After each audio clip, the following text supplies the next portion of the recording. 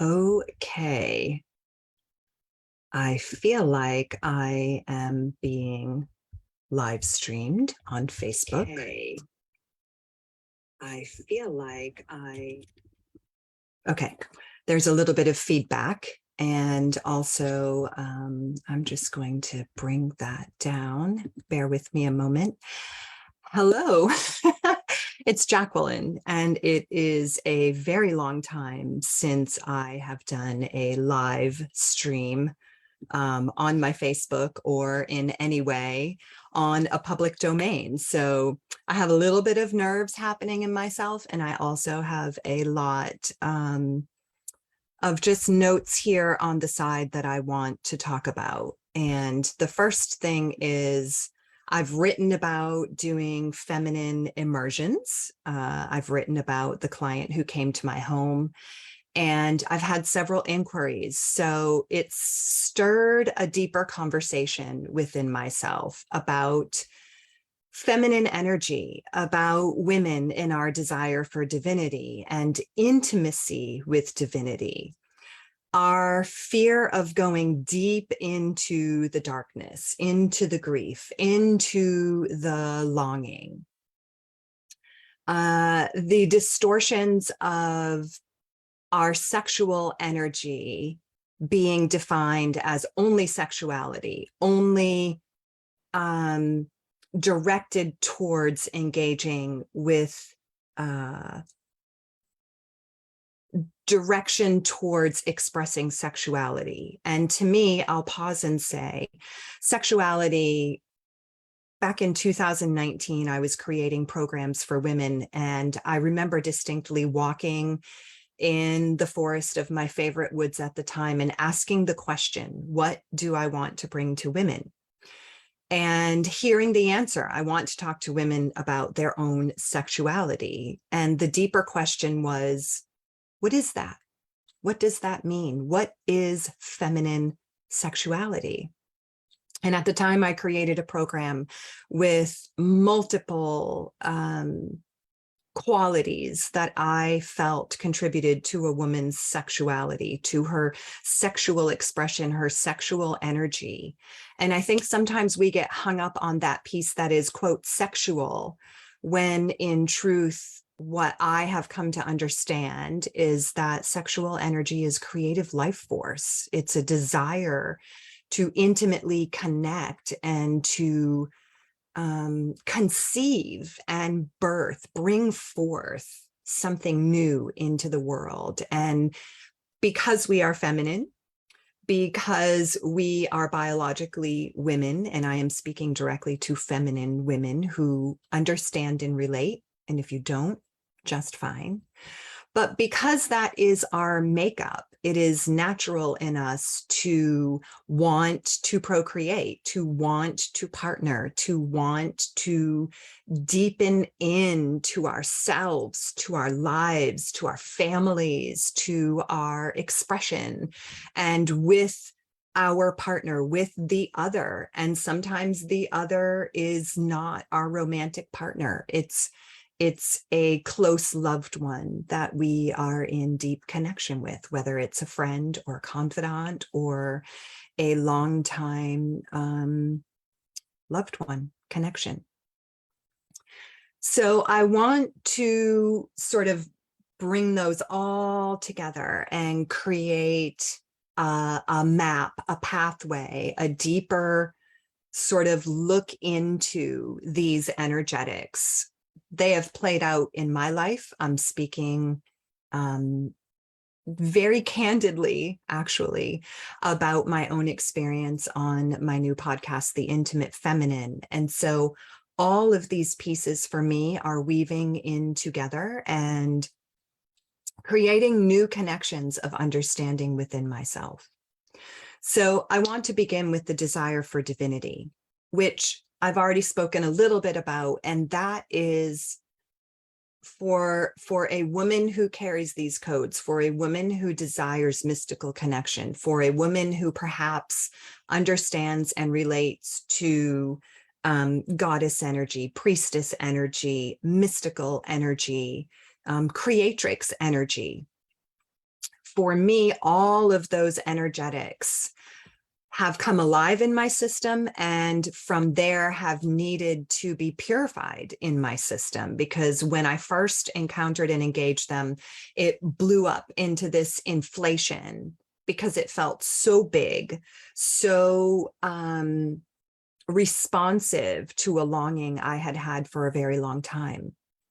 And I want to speak to the longing. That desire for divinity is a longing for intimacy, a longing for creative connection, a longing for expression, a longing for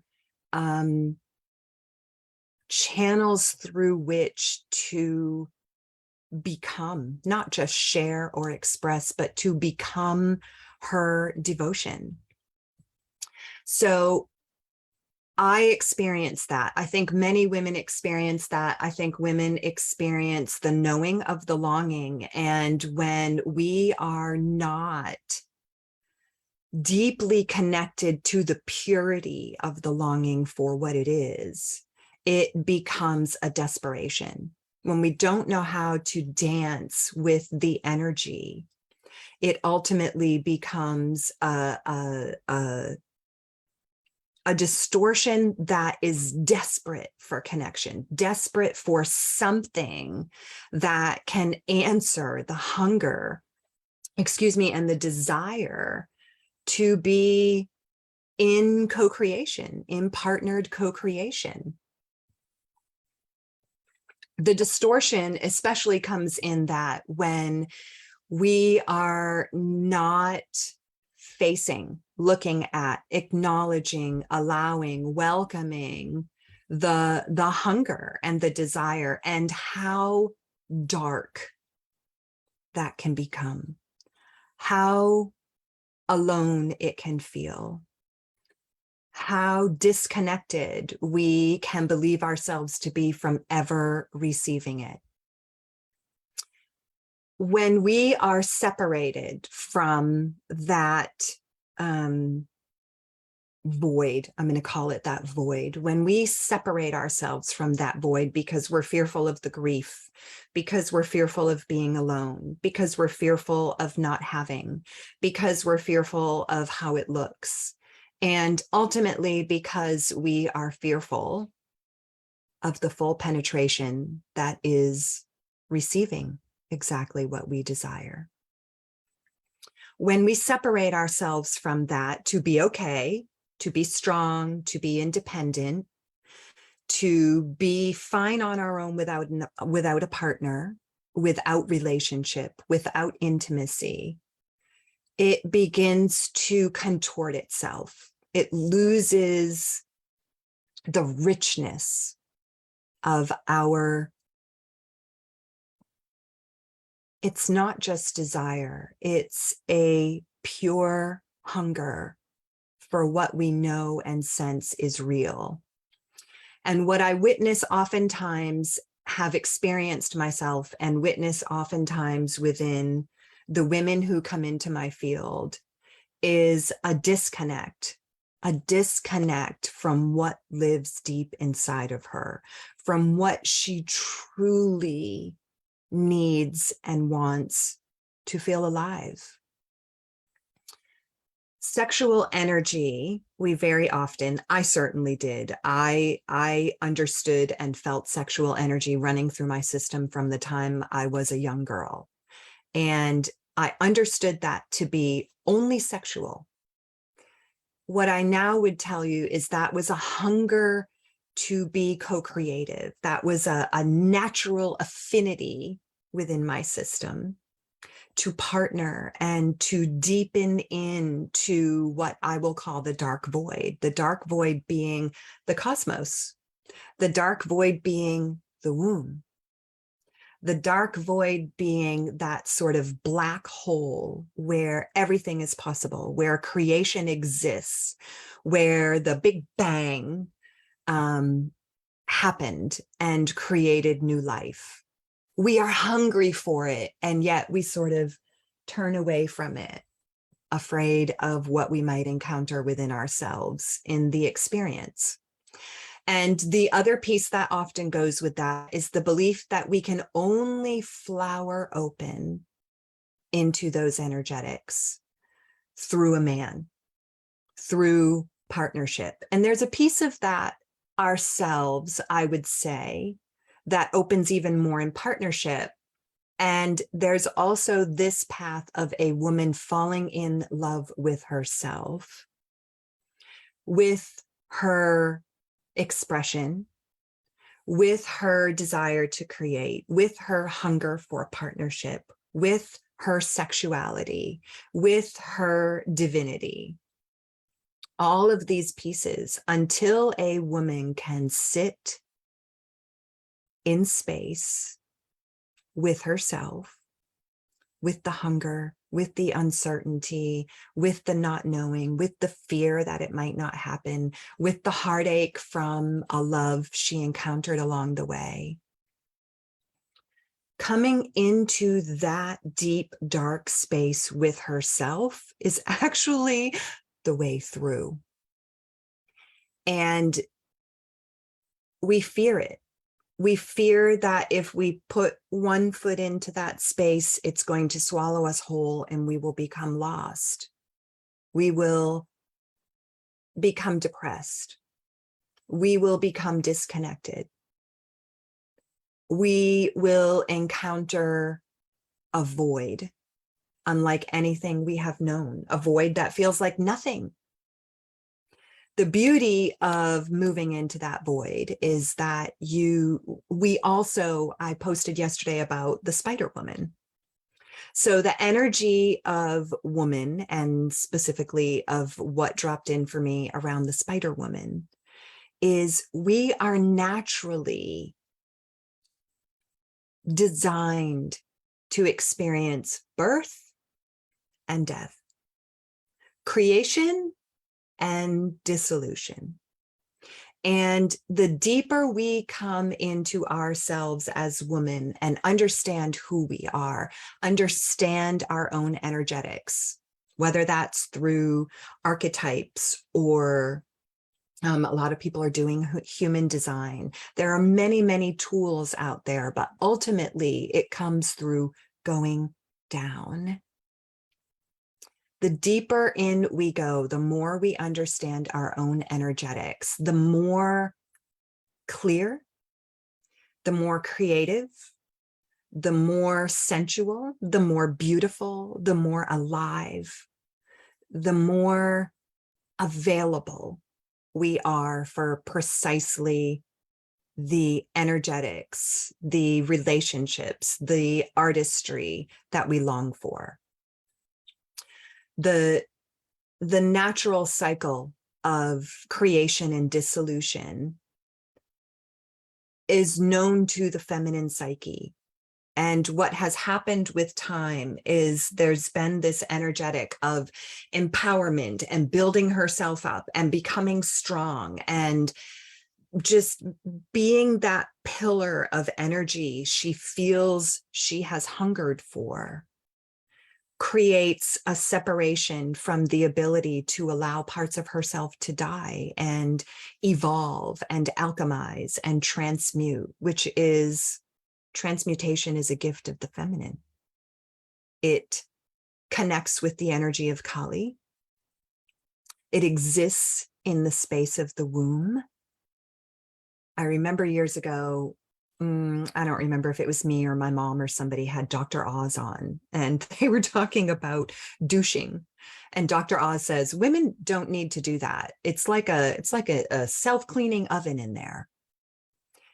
If you think about that within the feminine sexuality, we are naturally designed to transmute, to purify, to pull apart the finest threads. Here's the spider woman again, the finest threads, silken, beautiful threads that have been woven together through lifetimes, our own, our mothers, our grandmothers, the women who came before us. When we deepen in and sort of become blind and close our eyes and sense from behind the eyes, which is connected intuitively to the deeper darkness that is woman, we become clear in which strands are meant to be disentangled and discarded or alchemized, and which ones stay and are going to be transmuted. Think of vulture energy and medicine.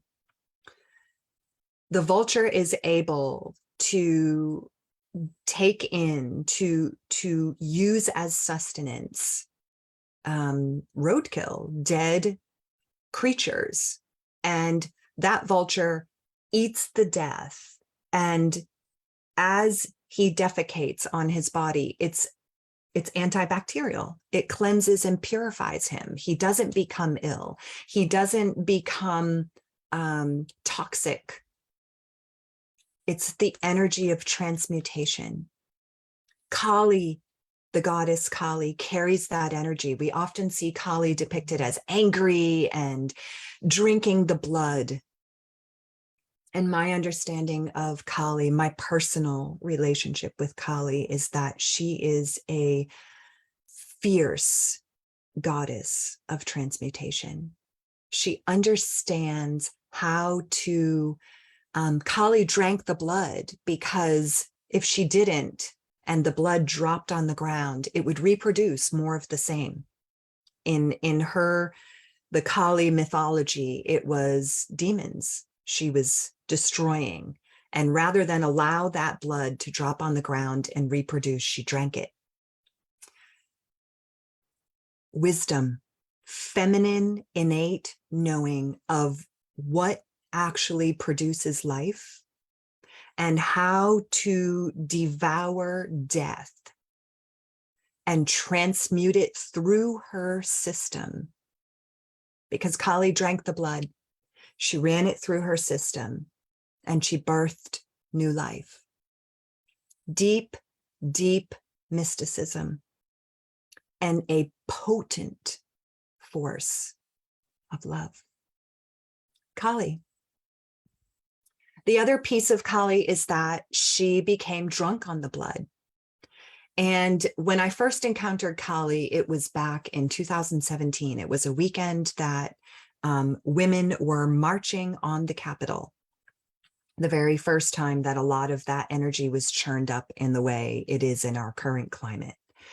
And I had a friend who was there, and I was going through some turmoil in my home, and Kali settled in like a lover, and she was relentless. And her consistent message to me was, woman, get back in your body. Because I was so aware of everything outside of me, I wasn't right here with Jacqueline. As I became intimate with Kali, I felt her, I became aware during that time of goddesses within each of my energetic centers, from the pelvic area all the way up to the crown. Surprisingly, that was Lilith. It's another conversation. But Kali was in the womb space, in the void, in the darkness, in that beautiful, fertile, rich, tilled soil where new life is formed, where the seed is planted. And I became intimately familiar with her. The piece that stumped me was that Kali became intoxicated and drunk on the blood. And for many years, I couldn't understand what that meant. As I look back now, I understand that not only was she a goddess of deep mystical love and transmutation, she also sort of laid out a symbolic mapping for feminine intoxication with the energy in a way that becomes inflated in her system. It's no longer grounded. And for me, that inflation was less about falling in love with myself and more about directing that love outward and falling in love with the other. I want to say as well that all of these pieces I'm talking about within the feminine energy are not exclusive of being in partnership. For a woman who is not yet in a space of understanding her energy and falling in love with herself, she cannot truly deeply fall in love with another, be in a pure love space with another. And so when I speak of feminine immersion, it's an immersion into feminine energy. And the pathway is through your body, your love, your darkness, your uncertainty, your desires. It's the feminine deepening into the richness. And it prepares her for certainly her own life and pathway. But in terms of partnership, it prepares her to receive the seed. It prepares her to be able to intuitively sense and know what love and true connection are, to run them through her system and to have a discernment about what that looks and feels like for her. And it will be different for each woman. The immersion into self is a gift to herself. I watch women come in, and it's as though they come in and there's this large, ominous, perhaps even darkly wrapped, although beautiful, dark, gorgeous package on the table. And she's not quite sure what that is. She's not quite sure what's inside of it. She's not even quite sure if it's for her. And in the time that we spend together, and most recently it was a woman in my home, it was beautiful. It was exquisite. We had meals together. We woke together. We drank morning coffee together. We walked together. We rode on horseback through the waves crashing on the shore together. We sat in a gorgeously elegant restaurant, and I watched this young woman try foods she hadn't allowed into her body for fear that it wasn't right, that it wasn't okay, how it was going to impact her energetically, physically, emotionally, all the things.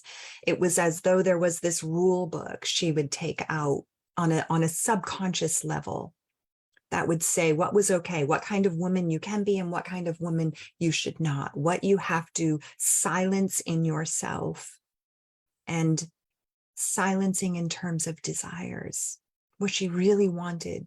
And she couldn't connect to that as deeply as in those moments that she sat there and went, I'm going to try that. It seemed so simple. So simple. And yet I watched her. I watched her break open into this moment of ecstasy and pleasure in how her body was experiencing it. And it was beautiful. I love witnessing that. And I love witnessing it from a space of sitting back and watching a woman experience herself and her pleasure and her desire and her joy and her delight. It was exquisite. These movements, the other piece is the body, moving energy in the body. So much lives in a woman's body. When I was doing body work regularly, I've spoken about this before, I would feel pockets of, very often in a woman's inner thighs, there is a resistance to opening. There is a subconscious tension to close and protect. There's another woman early in my practice who I felt, it was on her left hip. I could feel a little medicine pouch. She was a witchy woman, and it was witchcraft that had been tucked away by an ancestor for later discovery, use, activation. These are the pieces on multiple levels of consciousness. When I look inside of the energy body, I see the levels of consciousness. I see the grounded earth level. I see the level of divinity, the level of her mystical expression. I can sense her artistry, where she is. In the masculine, it would be mastery. In the feminine, it's the mistress, right? Where she has these gifts that when they're opened, remember that box on the table, when that bow is pulled and they're opened, reveal her artistry and begin to connect the dots for how to bring that through. Witnessing it is exquisite. Immersion, whether you ever experience that with me or not, as a woman, sit with that language, an immersion into herself, an immersion into her artistry, an immersion into her sexuality and creativity and desire and beauty and intimacy and the natural desire and gift the feminine carries to make love. And absolutely, that is to make love in deep, creative, sexual energy with her partner. But it's also to create almost out of thin air an energetic, a magnetizing radiance of a woman in love with herself that impacts everything around her. Sometimes in a great way, sometimes in a very disruptive way. It's gorgeous to witness on a woman. Most times when I am out in public, these women who have elements of this, I can see them. I can see this beam of gorgeous.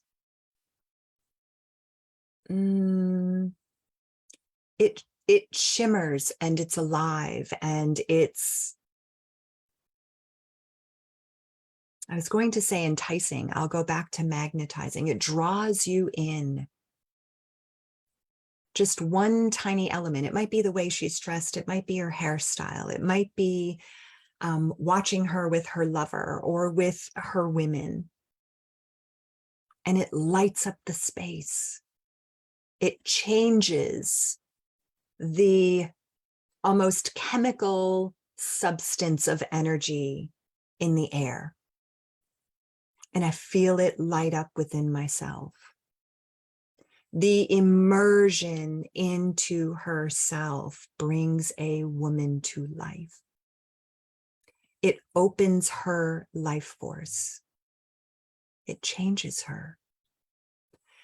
And it emanates pure, gorgeous, dripping, honeyed, wet love.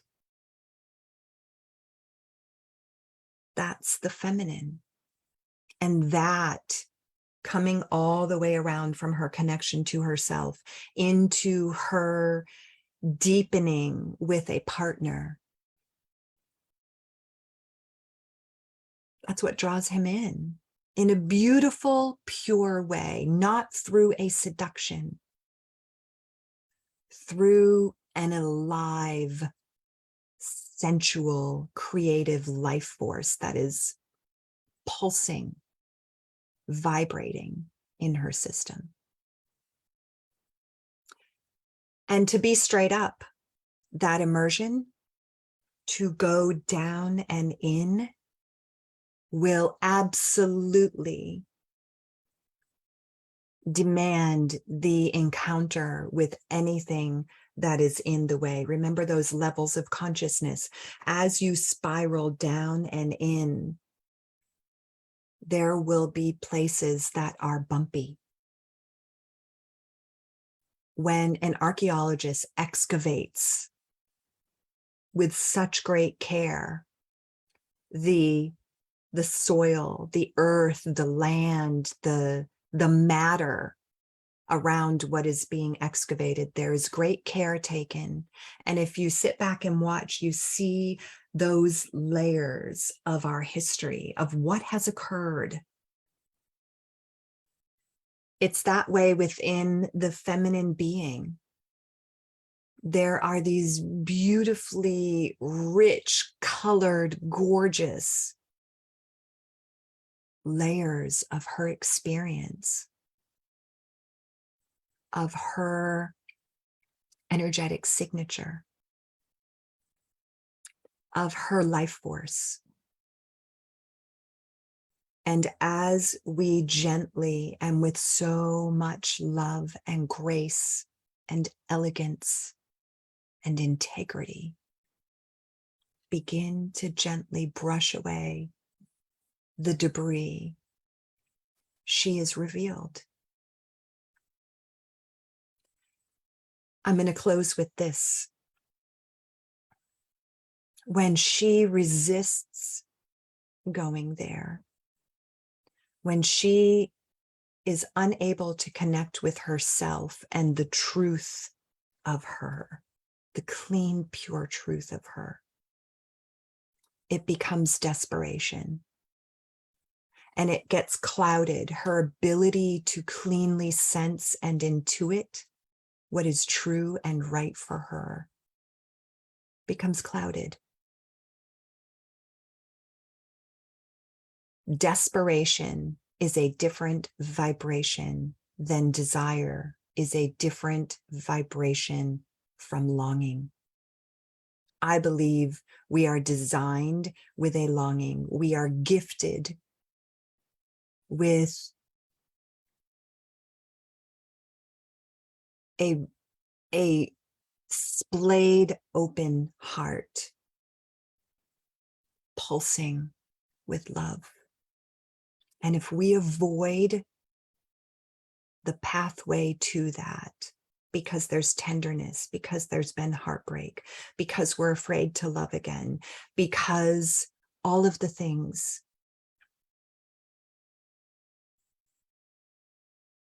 it becomes this tightly held angst and agony and desperation. And we are not meant for that. We are meant for this gorgeous, radiant, beautiful, I could like weepy cry about it, expression of love and artistry and divinity and creativity and intimacy.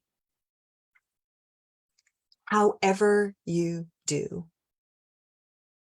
immerse in the richness of you. I think that's all. To each of you who are here, I see you. Philippa, I love you. Wendy, thank you. Thank you. As are you, my love. Gwyneth, hello. Pax, hi. So nice to see you. I love seeing you. And there was one more that my computer is not showing me. There was a gentleman. Thank you and hello. Happy Friday, my loves. That's all. More soon. Let's see if I can close this out with some level of elegance. Mwah. Much love to you.